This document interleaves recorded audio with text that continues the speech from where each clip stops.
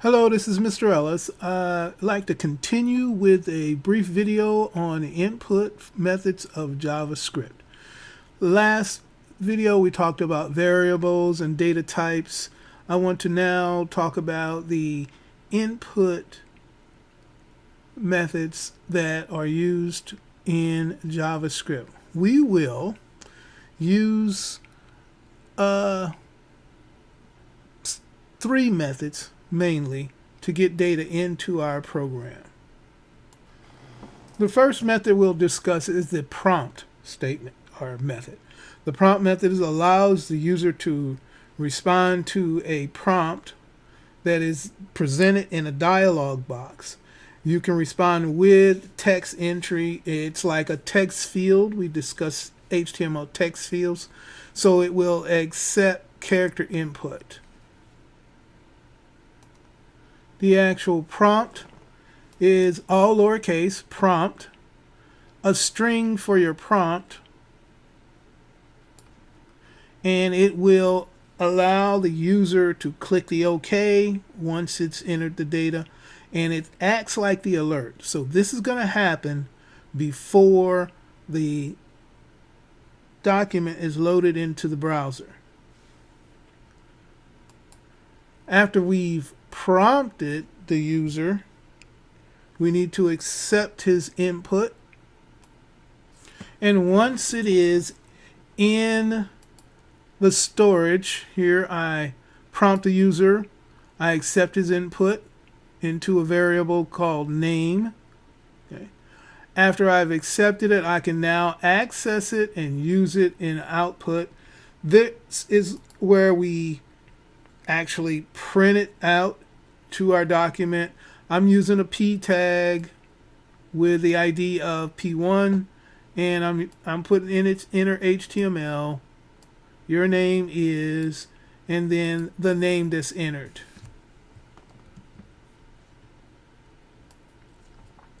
I actually have to reload, and it prompts me for the name.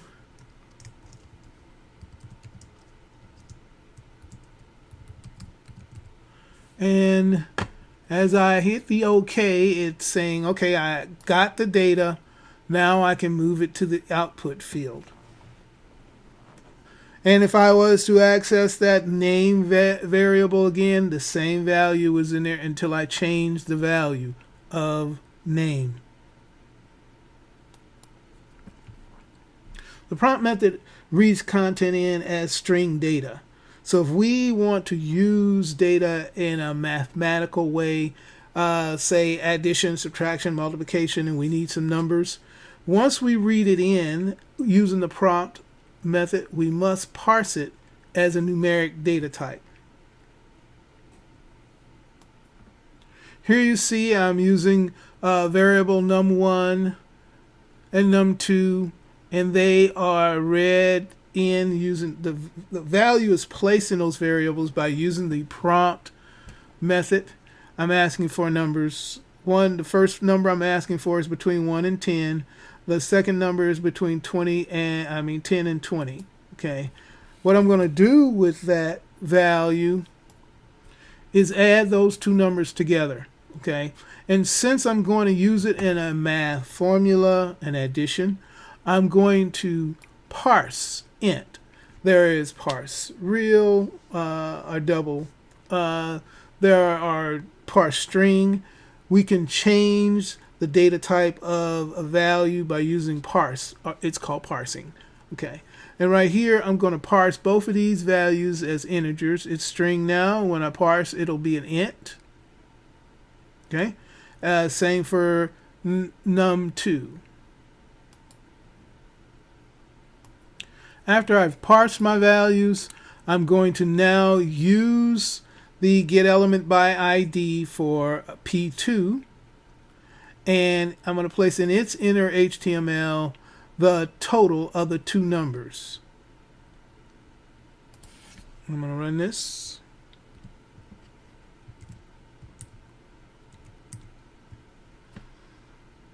Reload, and it asks for a number between, I'll say 5.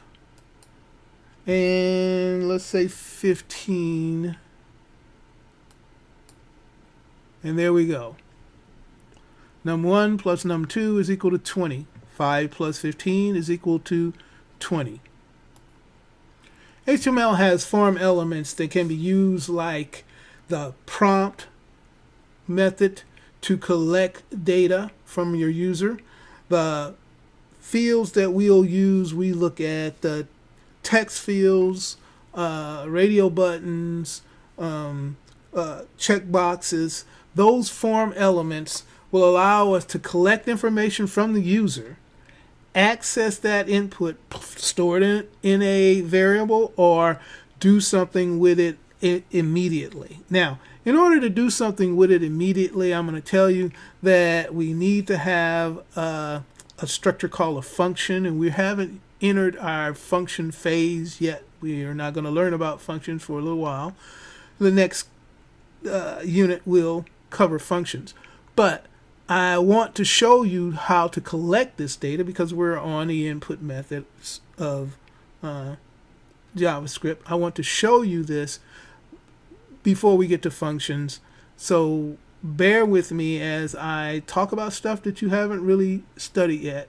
The functions will not be on the first quiz. Here I've added 3 form elements. Label, which is going to be a label for my text field. I use the ID here, so it will say enter your address, colon, and then my text box or text field will appear after the colon. Okay. I use the button to call a function. The function is going to be called do this, and I'll place that in my JavaScript. Although you will not be held responsible for this information, I would like to talk about the structure of a function. A function starts with the keyword function, okay, and then the name of the function. And then there are a list of parameters that can be passed in, but we're not going to use parameters here. We're going to just stay with a base function with no parameters called do this. Once I click the button on the other side, and I'll go back here so you can see. On click, what happens is I call do this, and then the statements that are inside of do this will be executed. Okay. I have a variable declaration for add, which is what we're going to do. Document.getElement by ID T field. The T field is the text field.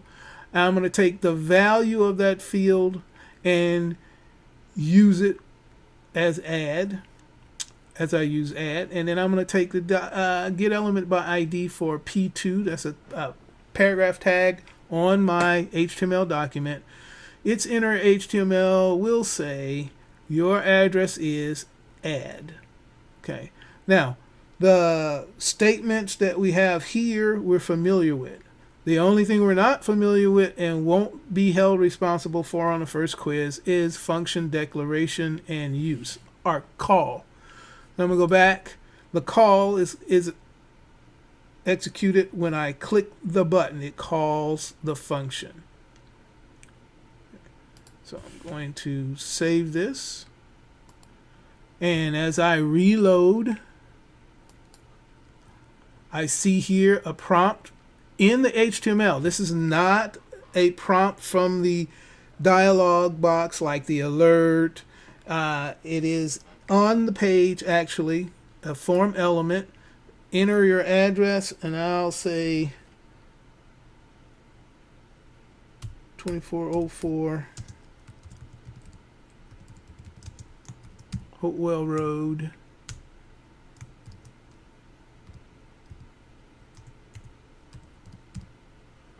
And as I click the button, the function is called and I get my output in this P tag.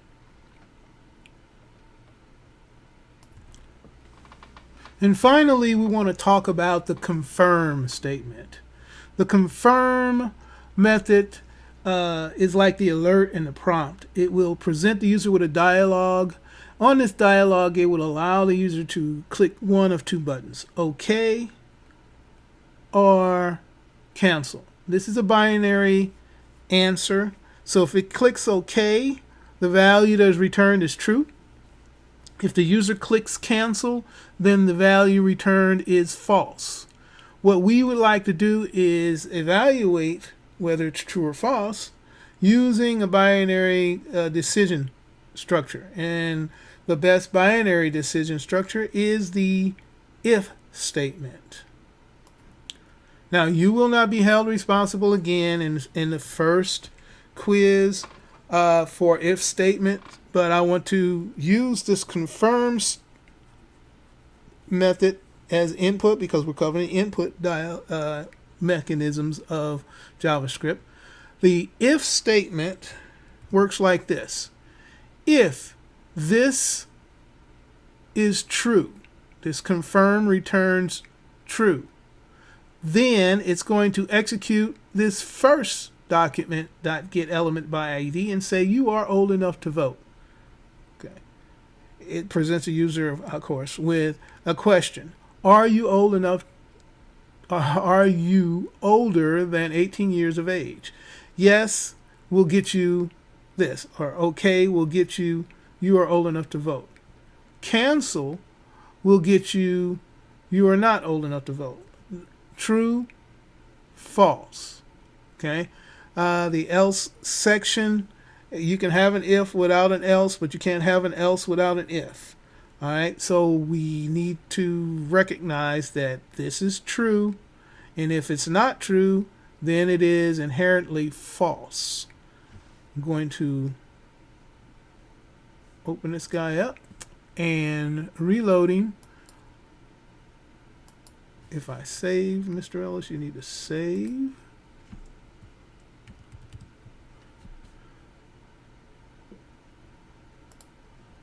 And reloading. Now the prompt is, are you old enough to vote? Are you older than 18 years of age? Yes, I am. Okay. You are old enough to vote. Now, if I say cancel, now this is inherent. You can change the look of these buttons, but this is just the way the confirm work. If you say canceled, you are not old enough to vote, or you are too young to vote. Okay? This has been Mr. Ellis talking about JavaScript input mechanisms. I've done 2 videos. You will be held responsible for both.